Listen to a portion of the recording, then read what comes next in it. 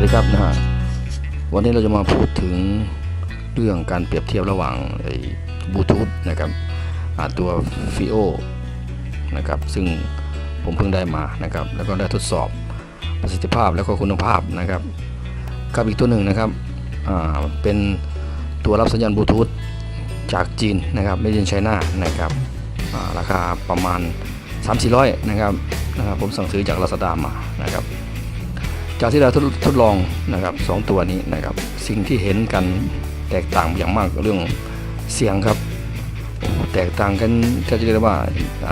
ฟ้ากับเหวเลยทีเดียวนะครับตัวฟิโอนี่สุดยอดเลยครับเหมือนกับที่ผมได้ลงไว้ในคลิปก่อนหน้านี้นะครับเรื่องเสียงนี่สุดยอดเลยครับแทบจะไม่แตกต่างจากที่จะเสียบหูฟังโดยตรงกับ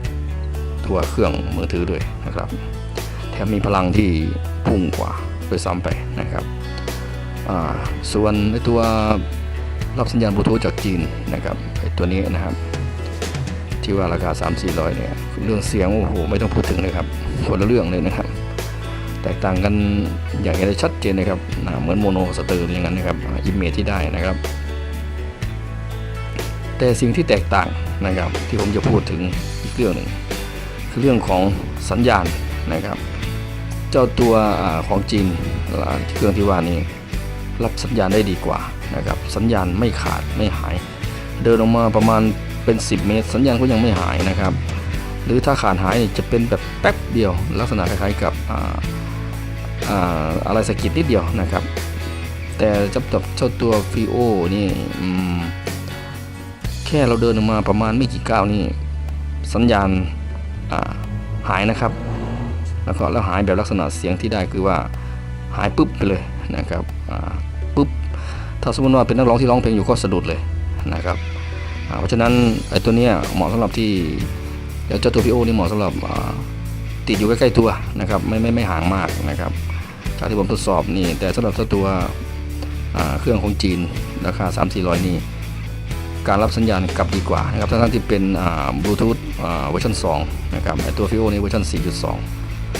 นะครับแต่เรื่องเสียงนี่สุดยอดมากนะครับตัวฟิโอนี่นะครับแต่เรื่องการให้สัญญาณต่างๆระยะทางต่างๆนี่สัญญาณบลูทูธนี่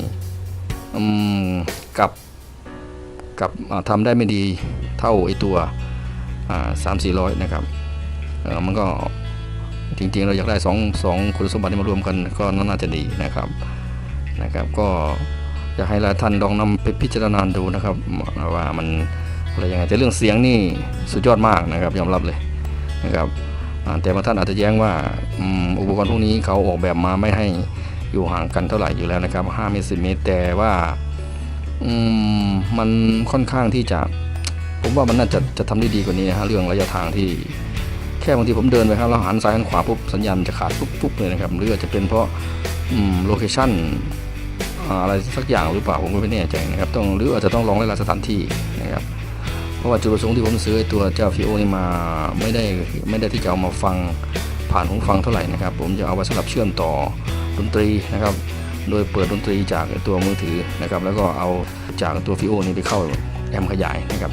เพราะฉะนั้นบางทีเราอาจจะต้องมีการถือมือถือหมุนไปหมุนมาอาจจะเดินห่างมานิดหนึ่งนะครับเพราะผมทำงานเกี่ยวกับเครื่องเสียงนะครับมันจะต้องใช้ตัวนี้ในลักษณะแบบนี้นะครับบางท่านก็จะแย้งว่าใช้หูฟังเชื่อมต่อกับมือถือเขาก็ไม่ให้ห่างกันอยู่แล้วนะครับก็ลองไปพิจารณาดูนะครับสำหรับกรณีนี้นะครับ